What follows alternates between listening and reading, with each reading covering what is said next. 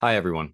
Welcome to the Valleycast. My name is Elliott Morgan, and I am coming to you for the first time since the Valleyfolk's inception as a clean-shaven man. If you're listening to this over audio and not over video, then congratulations. You are spared from the inevitable trauma that everyone else is currently experiencing who watch this via video. Even Brock, my dog, often called Broccoli, is disgusted by me and does not want to be around me. Yes, I chose to shave, and I commend myself, and I would appreciate it if you could all stop clapping because, yeah, it does take a certain level of bravery to face yourself, quite literally. And I'm not a huge fan of it, to be quite honest with you. I feel significantly self conscious. And I've worked very hard to maintain a certain amount of facial hair as if I'm somehow trying to hide what kind of monstrosity is underneath it. And those days are over because I felt like it and I wanted to know what it looked like. And I sent a photo to my wife, and I made sure to do it after she finished one of her shows so that she would not pass out just from being so turned on. But no, she's anyway. I shaved and then I killed Joe and Steve. So thank you for being here. Don't feel like watching movies, so I'll watch people guess them instead. I don't know how it goes, I think it starts with your show. Anyway, for this episode, similar to what Joe did very recently, I decided to just ask you guys to give me questions and I would go through them. I thought it would be a nice time to kind of reconnect with you guys on a more personal level, but also address some things that you have probably been wondering about for quite some time. So, why did I shave? I don't know. And am I going to talk about this the entire time? I'm going to talk about it for as long as it takes me to get used to it. And so this might be 3 hours. I don't know. I really don't. Am I recording? Am I still recording? Oh, thank God. So I don't mind the clean shaven look so long as I like angle my face in exactly the right way and make the right facial expression all the time. So the real reason is because I'm traveling tomorrow. I'm doing international travel, which alone makes me kind of nervous. So I thought I would make myself look as different as possible from my passport photo, which they love. And I'm going to a place called Edinburgh. And no, I do not know how to pronounce it. I have tried very hard. Like growing up, you would hear people try to say a word and you'd be like, can you not say it? Like you're saying it differently than what the other person is saying. I feel like I'm saying Edinburgh like that, like where I'm like, I'm saying it, but I'm clearly not because I'm regularly told that I'm not saying it in the correct way. Is this weird? Are you used to it yet? I'm not. I can't tell if I have lips or if I don't have lips. So anyway, I'm going to be going to Edinburgh tomorrow. I'm going to get on a plane, going to go to Atlanta, get off that plane, get on another plane, and then I'll be taking a red eye because my wife is doing what's called the Edinburgh Fringe Festival. Okay. Now, what this is there's like 2,000 performances, and there's all these artists and all these comedians, and they come and they perform everywhere. All right. And so my lovely wife is going to be performing her show. Let me get this off my chest about her experience with cancer as well as social media. And if you are going to be in Edinburgh Fringe Festival, because it's quite a big shindig, please feel free to come by and get tickets to her show. She's going to be performing at the Jack Dome in the Pleasance Room, or the Jack Room in the Pleasance Dome, or something like that, because I don't really know how it works. I've never been to Scotland. However, I have to tell you guys this. Okay, so thank you for bringing this up. That apparently, I don't know if you guys remember this, like that meme baby hippo that went around a while back. It was born in China, and my wife has a podcast, a little baby podcast called This Might Get Weird, and on it they had talked about how there's this like meme one that is getting really famous, but there's another baby hippo in Scotland. Listen to this. The zoo reached out to Grace and asked if she wanted to meet Agus the hippo. Now, I don't know if you know anything about me and my relationship with animals, but I'm a big fan. Okay. And I have a degree in zoology, is how it's pronounced, actually. And I used to work at a veterans hospital, a veteran veterinarians hospital, which was just animals that had gone to war. And so I love them, and I'm going to, I believe, get to meet this baby hippo. I don't know how like big of a baby hippo. I don't know how long they stay, babies, but I'm hoping it's not so big that I can't, I'm not, I don't want to, I'll be very gentle. But then they were like, is there anything else you would like to see? And I was like, where do I begin? And so I went on the internet and I went to the zoo's website and I just found all of the animals that I would like to have an interaction with. They don't have elephants, but they do have chimpanzees. And I have my fingers crossed for a red panda as well, if I'm being honest with you. So that's what I have going on. Thank you for asking. Stop showing us on Instagram. And it's a little nerve wracking because the time zone difference is kind of crazy. And I have never stayed for this. I've never traveled for this long, traveled this far away before, or stayed in the same place. So I'm pretty stoked about it. Grace just got there earlier today, and she showed me what it looks like. And I got to tell you, some of these cities that they have in Europe are very attractive. They did quite a. Do you think they knew how cool the city was going to look when they were designing? I think they did. And it does kind of make you wonder when people are doing city planning here in the States, where they're just like, how do we make it as aesthetically unpleasing as possible? The psychologist James Hillman talks about this, about sort of the breaking down, the psychologizing things that aren't necessarily humans, and how certain buildings can seem anorexic, because there's just there's no life in them. And I think about that a lot when I'm driving around. And then when you see a building that's like, or a cathedral or something, you're like, man, look at that. And at some point we had to prioritize utility over aesthetics.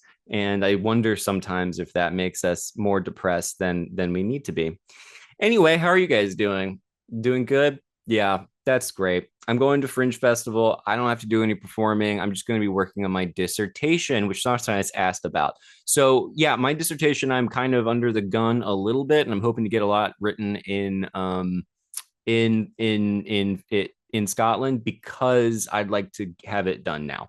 However, I kind of do know where it's headed, and I'm basically looking at the psychology of contemporary America through a particular literary or archetypal motif known as the trickster.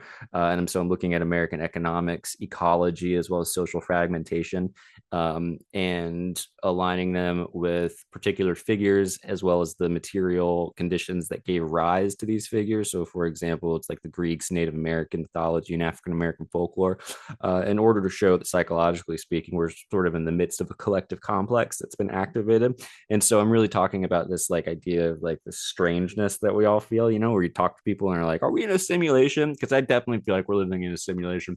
Earlier today, right when I got off the phone with my wife, checking in with her, a bird just smacked itself into the window and startled Brock. And anytime that happens, I'm like, I guess that means we're not living in a simulation, because or kind of, I guess everything fits into simulation. I've actually been writing about this on my Substack, which you can get you can sign up for if you guys are interested, because that's kind of going to be my way of pushing content out, because I enjoy writing, and I'm okay at it. And so I was like, why don't I just do the thing I'm good at, which is what people say after they see my stand up. So little self-deprecating joke there. But Substack is so interesting. Like, I'm a consumer of it, but at the same time, I don't like pay for people. Yeah, actually I do. I think there is one I do pay for. I think I pay for Ryan Grimm's, I'm blanking on the drop site news. I like what he's doing. And there's another one that I read a lot, but I don't pay for. But really like Ryan Grimm. He's like my favorite journalist, in case you guys were wondering. I knew that was one of the questions that people were dying to know. So the Substack thing I'm really excited about, but man, there's such a complex. We've talked about this on the podcast about putting out things these days. But I mean, if I can get on the internet like a clean-shaven little boy, then I'm pretty sure I can pull out a little essay. There's little words, you know what I mean? I don't know. All right. So next question. What did you think of 28 Years Later? I went and saw 28 Years Later the other night, and I'm going to tack on as well what I thought about Superman, because I don't think I've thought about it here. And this is the Valleycast. And if you don't talk about movies, they won't let you back on. And that's why we don't have Kevin on anymore. That, and he knows what he did. 28 years later, y'all, I don't know if you've seen this. This is incredible. It was an incredible movie. Like, I loved it. I did not expect to love it. I expected it to be good, but like not great. It's like an insane movie. I mean, it is, they do things in this movie where I'm like, oh, this is like what movies can be. This is highly, highly entertaining and um unpredictable. Like everything I thought was going to happen, all the tropes that I assumed I would be like ahead of because you kind of, you get to, you kind of see where it's going to go. Not this one. It was completely like it flabbergasted me, and I walked out going like it was the only movie I can remember in recent time where I've had to pee so unbelievably bad, but chose not to. Normally, when I have to pee in a movie, I'm out of there. I don't have time to waste, and I'm not going to sit there uncomfortably because there's some plot point I might miss. No, I'll put the pieces together later. Superman, loved it. Different experience.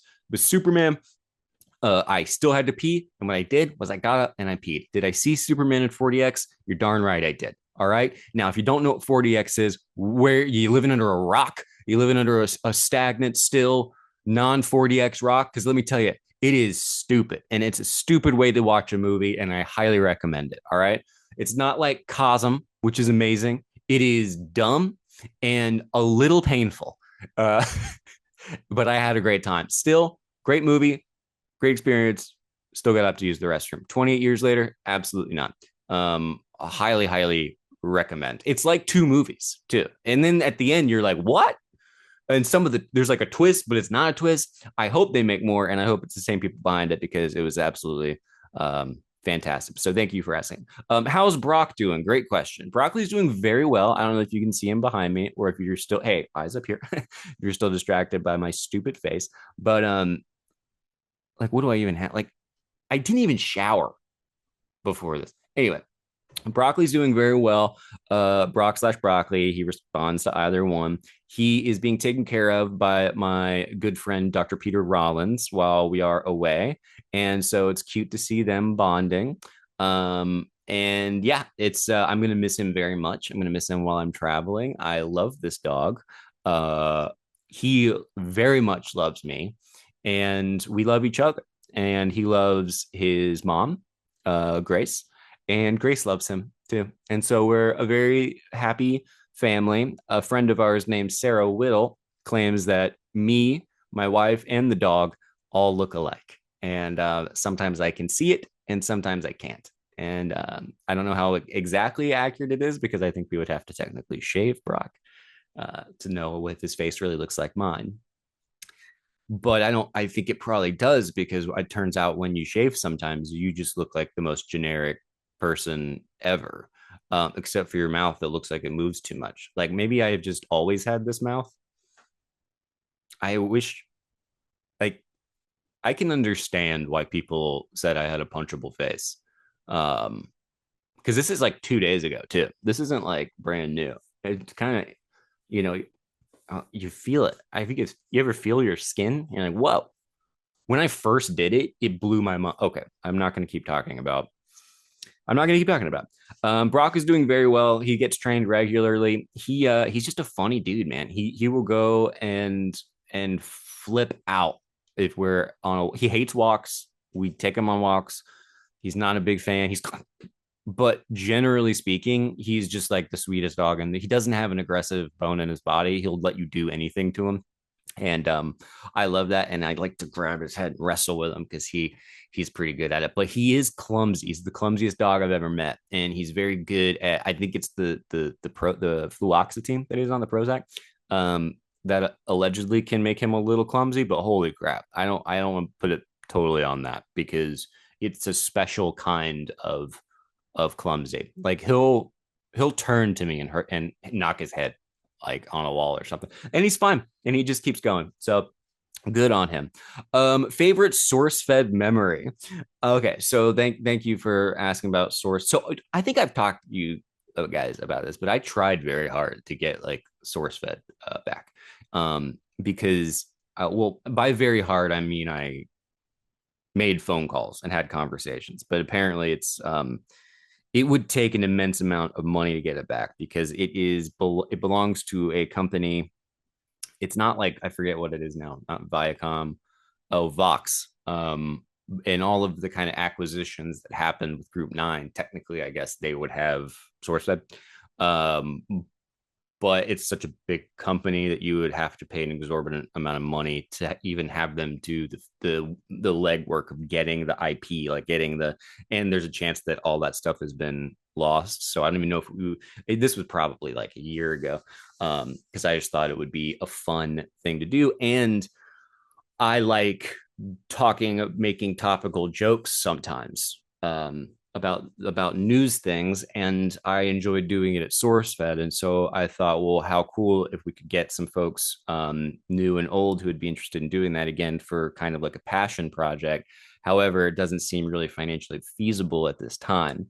But how cool would that have been? You know, I mean, how and now then there's always the thing of like, is it a nostalgia play? Would you be able to capture the same, magic? And I think no, and yes. I think no, yes, or excuse me, yes and yes. It is a nostalgia play, but yes, I do think we would be able to put out something kind of cool, but not as cool. I think SourceFed was a very like lightning in a bottle. I think that the zeitgeist at that time was very welcoming of something like that, and I don't know that it is these days. But that said, I co-host every week on a show called Indisputable with Dr. Rashad Ritchie over at the Young Turks. That's been really fun. I make videos once a week for Rebel HQ, which is sort of like my way of making political commentary jokes and trying to kind of throw out my takes on things, and that's been enjoyable because it feels like flexing that muscle that I haven't flexed in a long time. But it's interesting because they'll send like all the news articles, and then I just kind of like write around it, and then they kind of throw it together because I can't edit, so it's a very good setup. Ooh, a butterfly. So favorite SourceFed memory, I mean, gosh, I don't know, probably the first VidCon, or a lot of it was when we did the political conventions, like in 2012. I guess that would have been really early on. Traveling with everyone in like really weird conditions that maybe weren't great, but like very bootstrapped. Having conversations with people being tired all the time. That was pretty wild. It's also wild that I was like such a different politically oriented person back then. And so, this is kind of interesting to be like, oh man, yeah, during that time I was like very libertarian, and I'm not that anymore. I find that happens to a lot of libertarians. So that's a there's gotta be a logical fallacy in there, right? No true Scotsman. Oh, I'm going to Scotland. How crazy. I wonder if I'll meet the true Scotsman. An interesting YouTube thing happened when I went down to, so Grace got accepted into the first ever VidCon Hall of Fame, along with a bunch of other creators like Tyler Oakley and Rhett and Link, Joey Graceffa, Smosh. And it was a really interesting experience because I went down there, I took a train, which I hadn't done. I had got there with like 15 seconds to spare, went down there, and it was like so much the same, and yet it was like time had passed, which I guess that's how conventions are. But I walked into that hall, that big hall, and there's just an ocean of children, and I was like, there's no way that people were this young when we were doing it. And someone quickly informed me, like, yeah, they have been young the whole time. And I was like, well, they shouldn't have been watching what we were doing. And it's kind of funny when you're young and you're a horrible role model, and then you get older, and then people, maybe you get be a little bit better of a role model. But maybe we weren't the worst. I mean, people like Grace Helbig and Mamrie Hart, they were. No, I'm just kidding. That's a little joke. I like to have fun, but the VidCon Hall of Fame thing is so funny because people are just, they had like these speeches, and then you could see like a lot of people kind of knew or didn't know who any of these people were, and then you go backstage, and there was this immediate kind of like camaraderie with folks who throughout the years have seen each other here and there, but not like a ton of times. And yet there is a like a kinship, and it's really refreshing, even though it only lasts a second. And we were back home by 10 p.m., which is so different than what it would have been, many years ago when we were youngins. And it was just so cool that, like, because it's almost like because there was such little time and everyone was being kind of shuffled around, the conversations were immediately substantive and like getting down to like where have you been, what are you up to, I love what you're doing here, and it's like it's such a strange quasi, and I feel like even more on the outside because I'm there as a guest of my wife, and yet I kind of also know some of these people. And then we're all just joking and laughing and getting caught up for a moment, and then boom, it's gone. And then you're like, whoa, okay, great. And I'm walking out with like a trophy, which is, that I'm holding. That was incredibly unnecessarily heavy, but very cool experience. Very much enjoyed it. And it felt like a nice, like closing of the loop or of the chapter, which there's been a few of lately. And I've, at least on a personal level, I don't know if you guys are going through this, if it's something in the culture, but it seems like certain things, and I don't just mean democracy and civilization as a whole, which those are ending too, but or like capitalism itself. And that's probably because we're headed, well, according to the Greek economist Yanis Varoufakis, we're it's not that capitalism is dying, it's already dead, and it's been replaced by what's called technofeudalism. And it's an interesting idea, if only for the fact that it implies that, the suspicions we have that things are changing might very well be partly due to the fact that the capitalist dream of the value of our labor is no longer what's important, and it has been replaced by the value of our attention, and we essentially pay rent to these sort of tech overlords to grant us the ability to do business, which, as people who make our livings on the digital world, that is definitely true. But even if you're not in that world, it's still becoming increasingly a techno-fuel state where you have people who can't really afford to buy homes, and yet we are sort of funneling all of this money toward these guys who are just incredible. And isn't it crazy the way that we view billionaires? It's either like, I don't personally, I just don't, maybe I should view them as like humans, but I don't know that you can have that much money and be a real person anymore. Like, you can be, and I'm not trying to say that in a dehumanizing way just because I'm dehumanizing them, but like it is kind of I can't imagine having that much money and it not changing your brain chemistry to a degree that you don't always feel a little bit on the outside, because the very engine that makes this world go round, you are outside of it. You don't need it necessarily. And yet I don't hear many of them going, okay, this is enough, I'm going to chill. It's like it perpetuates its own, you have to have more kind of deal. And then you have people who view them as like these altruistic gods of like, these guys are just incredible. They're gonna, I mean, if I had done things just a little differently, and that kind of, it's a very strange thing. I would love, do you guys ever think about what it would be like if you won like a Mega Millions type of deal? I was talking to my buddy Pete about this the other day. Like, what would you do? And he gave all like kind of the answers that, you would give. He would, buy up all the animal shelters, exterminate all of the animals, light fire to the Amazon, stuff that we all kind of was like, yeah, but after that, what would you do? And I was thinking about it, and I was like, I think I would eventually start like a production company. And he was like, well, if you do something like that, you'd have to do it out of love for it, because you wouldn't necessarily need it to be successful. And I was like, well, that's kind of, ventures not being success. I have a little experience with that, actually, but that would be like the fun, like, work thing of like creating whatever I wanted to create. But then I was like, I think jetpack, like the water jetpacks I would do, I do think I would go full blank check if I had a ton of money. And after I'd done all of the niceties, I guess. Generosity is a funny thing, isn't it? There's, you can have individual generosity, and then you can have kind of more like state funded generosity. And I think those two things tend to be diametrically opposed, but do they need to be? I don't think so. If you go into the South, those are the people that very often help you no matter what. Not saying that those people don't exist everywhere, But those are also the same people that will not, they'll be totally cool sometimes with like food stamps or whatever going away. And so then you have people who will stay in their houses, never talk to their neighbors, and pride themselves on being altruistic based on how they vote. So I know you were asking about that, and so thank you for asking. Now you know. I have been thinking about getting the Switch 2. We got to get back to video games. I talked about movies. We got to get back to video games. I'm doing this by myself. I got to cover a lot of ground here, guys.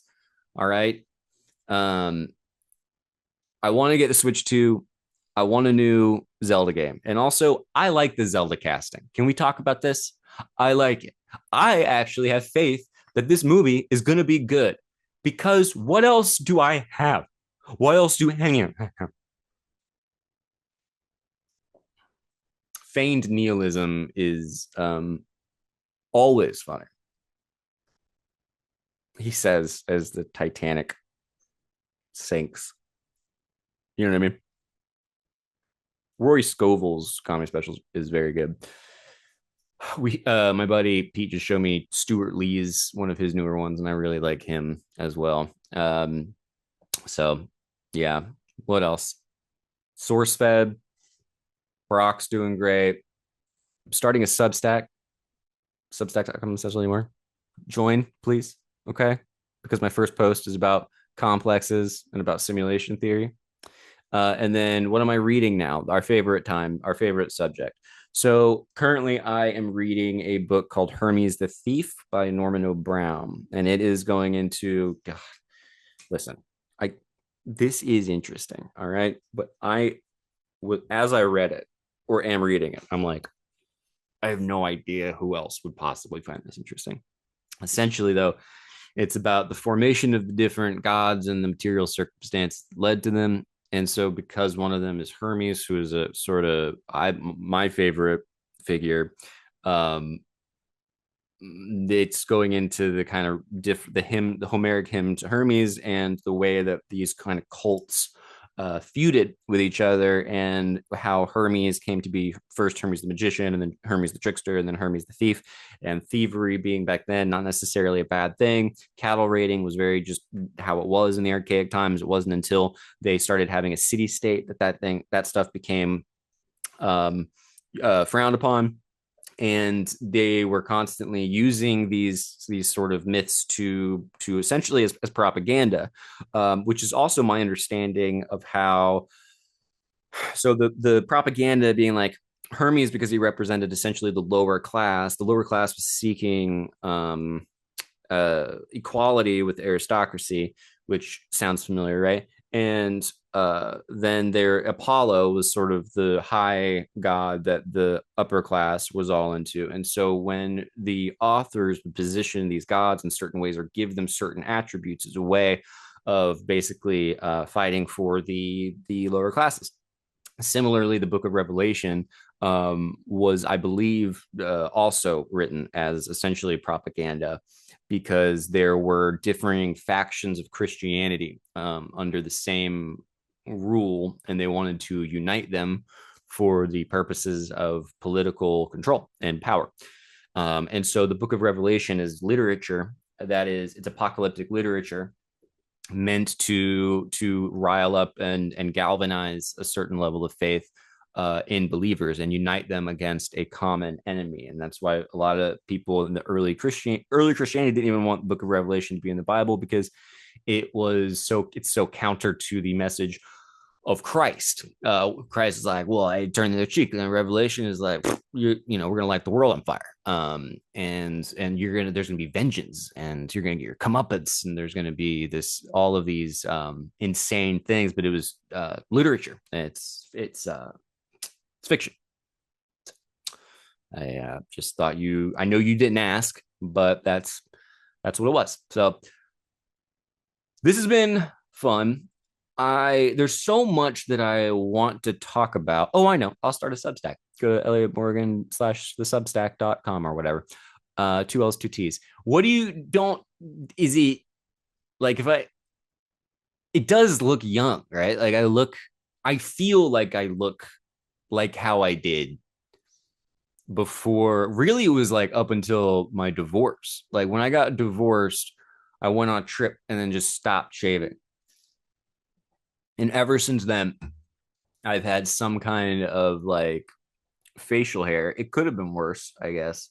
But like should I just, and also it's like I was FaceTiming with my wife and like I didn't want to look, even now it's easier to look directly into the webcam than to look down here. Where normally it's more temp because I want to like, you see people and they're always looking off. This it's like no, I want to look away from my own reflection. And I believe that is the myth of Narcissus, except it's got a little bit of a twist. Because I was on the phone and I was trying to like hide, and I was like covering my Grace was like, "Why do you do like you look great? You look, she's being sweet." I'm like, and I forget. It literally startles me. So it's just I'm going through a lot, you guys. You know what I mean? I'm going to travel for a month. I'll be coming at you from Scotland. I'm under the gun with this dissertation stuff. I'm doing political commentary. Like I know what I'm talking about. I don't. And I'm working on this Substack stuff. And I went to a fair the other day. I took Peter Rollins, an Irishman, to a fair. What was I thinking? It turns out, not a huge fan of heights. They have this ride that's like, it's like a ski lift. Like it goes all the way from one end of the fair to the other end. And you have to kind of like time it and sit down immediately. Is that like a salamander? Is that a regular lizard? Okay, it's just a regular one. I thought maybe it was like a cool like gecko or something. Um, but no, it's matte. It's not shiny. So, but yeah, I went to this the fair and like it was so fun. Like we had a blast. I rode a couple rides. The Pete did not love some of the heights. Some of the heights are scary. The ski lift one's pretty scary, and it goes pretty high up. And we went on another one right after it had broken down. We went on a haunted house ride that was horrible. Loved it. Would do it again. Just absolute garbage ride. Pete was like, the guys didn't even make eye contact with us when we walked in. It's like they knew it was gonna suck. Like, well, yeah, yeah. I thought it was gonna suck. I thought maybe there'd be like one good scare, and there was not. It was bad. And there was nothing in there. It was like just boxes that they would set up, and you could tell it was just two semis that are kind of smashed. Can you imagine being like a semi truck driver, but what you have in the back is like the worst haunted house that anyone has ever been in? I love fairs, man. I think they're excellent. I went and I saw a bunch of baby pigs eating from their mom, and I pet a bunch of goats. That released a bunch of endorphins. And then I saw the table that Grace and Mamrie did for the tablescaping competition. Now, there's a documentary called Set that is available on HBO that if you're curious about this, you should definitely watch it if you like documentaries about quote unquote silly things. And this is a very silly thing, but these people take it very seriously. And it's also really cool. Like it's amazing what they can do. It's incredibly impressive. Grace and Mamrie did one called Potato Springs, which was all potatoes all the time. There's a bunch of potato puns on it. And what it is you set up a table for dinner. You have to come up with a menu. You can't have any perishable items on it. And it's all according to various themes. And so this one was the happiness. Where's your happy place? And so they combined Palm Springs with potatoes. They did not get a ribbon, and they ended up getting not a honorable mention. They got a 36 out of 40, which was pretty good. I don't agree with some of the judging, but when I walked up there, so I guess Mamrie, when she went down, there were like people who had traveled to see the table from the podcast, that's so funny. And so and Grace was like, you're going to see some fun people watching. And she sent some videos of people being there. And it was, that was completely what happened. Because as soon as I walked up, their table was getting so much attention that I didn't want to approach, so I stood back, and this woman just kept going, potatoes, potatoes, potatoes, and there was no words in between potatoes. And I did film her illegally. It's not illegal, we're in a public space, but there was nothing. She just kept going, potatoes, potatoes, potatoes, and then she took her phone out and she's like, I got potatoes, and I was cracking up. And people would they lit up when they saw the potato springs. So the fact that it didn't place is only proof that sometimes coming in first or second doesn't mean that you're not going to still um impressive it do something important, and bring joy to people. And I think that that's what this episode of this podcast is. Maybe you're out there, you're going, Elliot, well, I was thinking about shaving my face. And because of the work I've done here today, you're like, well, I'm definitely not going to. And I understand that.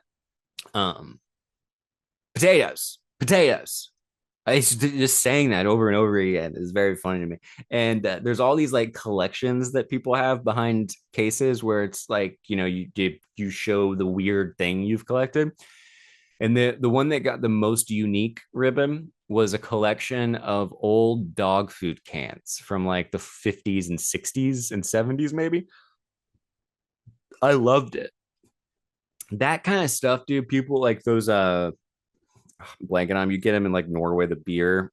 I forget what they are. There's that collection, and then there's collections of like old fast food like plastic cups. I love those. You'll see like the Batman ones from like the 90s, Batman Forever, the McDonald's campaign. Those are really good.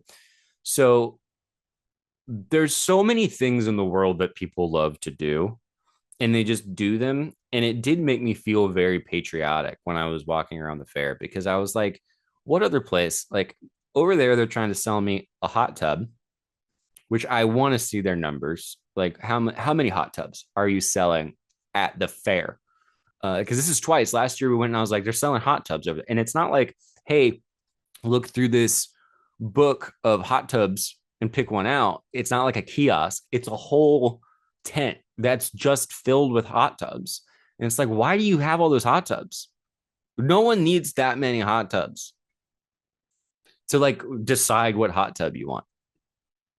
Well, this one has the leg, the knee, so you can. This one has the seats on this. It's like, so you got that on one end, and then you got my wife's incredible art, which has two potatoes smoking joints on it, called Twice Baked Potatoes. There's the pun there.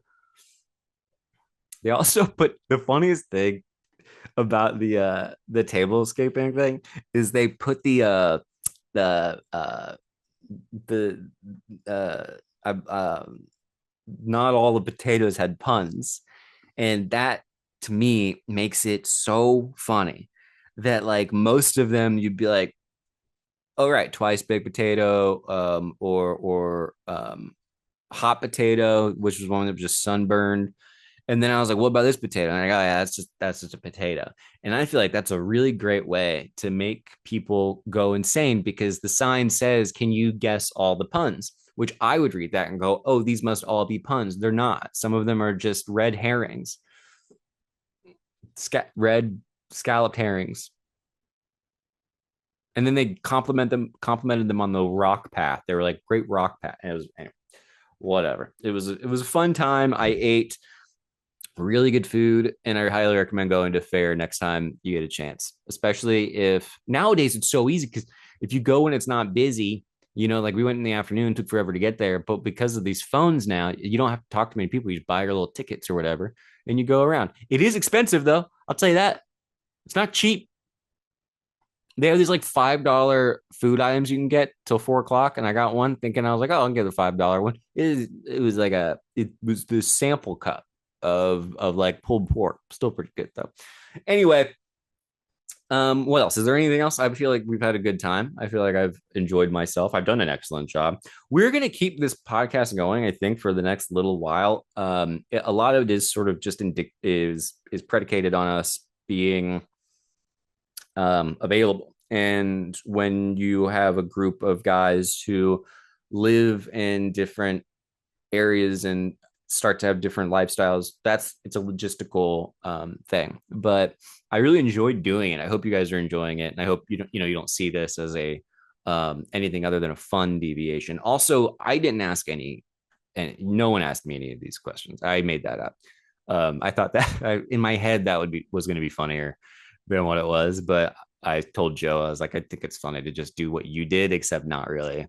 ask questions. So if you want to not ask me questions, you can follow me at instagram.com/Elliott Morgan, where I won't be posting anything like this and where I barely post anything, but it's fun when I do. So I don't care, but no one asked me about shaving or Fringe or Substack or 28 years later or my dog or SourceFed or VidCon Hall of Fame. I just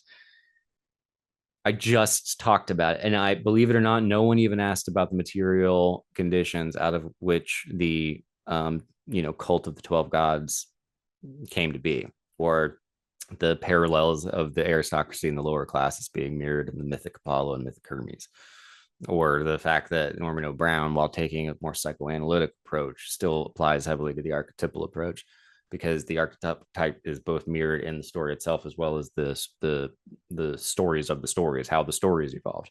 And so you see a kind of a through line there, similar to Brer Rabbit or American Trickster. Brer Rabbit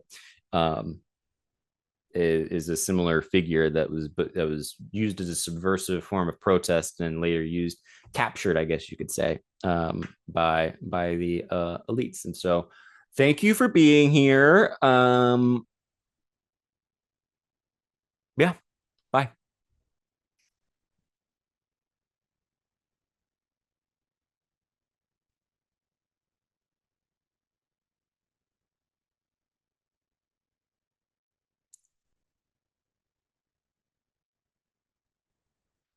It's probably stupid.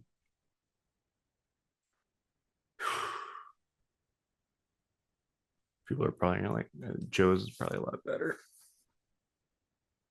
People are really, this is so, why is he doing this? And they're probably like, doesn't he have, shouldn't he be packing? Shouldn't he be doing anything else? This whole office is just like a complete mess. This is just a reflection of my own internal chaos. It's like, Joe, you can describe it, but you can't control it. It's just sort of, it just never ends. You think about it, it's like, I get that scene where Eric and Butters just like sucking on the fumes in the car and waiting for it to all just finally evaporate. But then I look around and I go, I have people I love, and they love me. And it's like, I gotta walk the dog. He want dog doesn't want me. Dog doesn't want me. So now I don't even know if this, do people want to hear about this? Hey, a movie that came out 6 weeks ago is good. Hey, a movie that everyone's talking about. It's about Fantastic Four because you're too busy. You can't get into Fantastic Four. It's too busy. Unless you want to, crane your neck the whole time, which I might as well do. Is that's how I have to hold my head, so my entire face doesn't disappear to my stupid neck. Plus, my wife is way across the world, and I miss her. I'm horny, but my friend's here, so it makes me hornier. He's Irish, so they don't have that. They don't have that thing. He was probably pretty offended by the potato thing.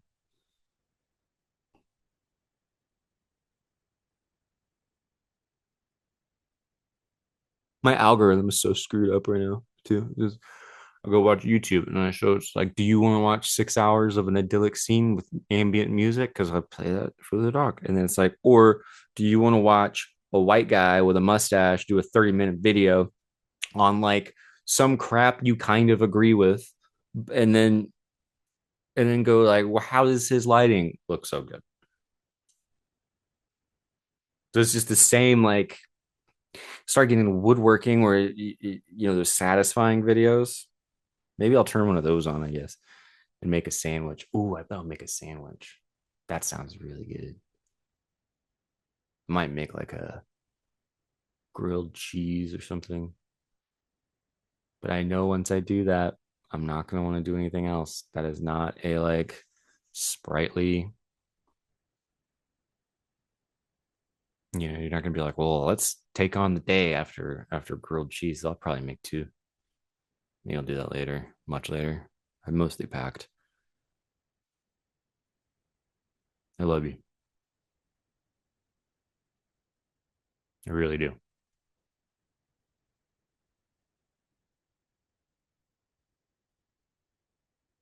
God, I love